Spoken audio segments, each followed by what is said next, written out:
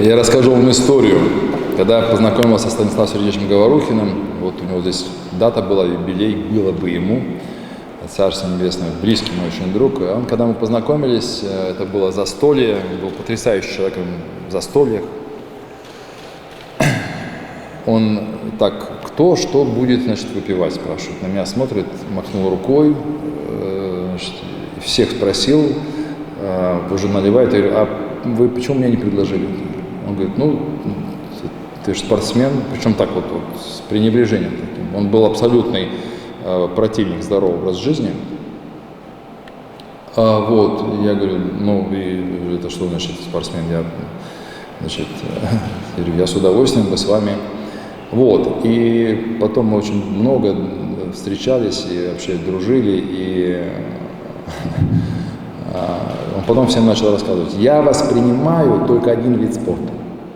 Я помню, Карен Шахназаров его спрашивает, какой, Стасик? Он говорит, триатлон. Он говорит, почему триатлон? Ты же вообще не про спорт. Ну, нет, хотя он спортсмен, скалолаз, в горы всходить это. Вот, он говорит, ну, вы же у меня вот друг мой Бричалов, он пьет со мной водку. Поэтому я вас расстрою, я выпиваю. Я не злоупотребляю, конечно, вот, но, вы знаете, Россия такая великолепная в этом смысле страна с точки зрения гастрономии. Ну, как вот в Пельменфест. Вот у меня друзья приезжали, все спортсмены. Мы мучились по этому 7-километровому забегу по лесу, чуть не померли там. Значит, а потом тазик пельменей, а под это посчитаем, ну как. Вот, но да, поэтому... А минусов много, конечно, эмоциональность. Да, я признаю, что могу и матом выругаться, конечно, это очень плохо. Да, ну вот, да, расстроит очень многих, но это правда.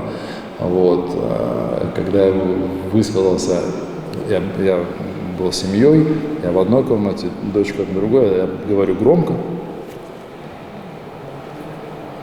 Мы договорились, меня штрафовать будут.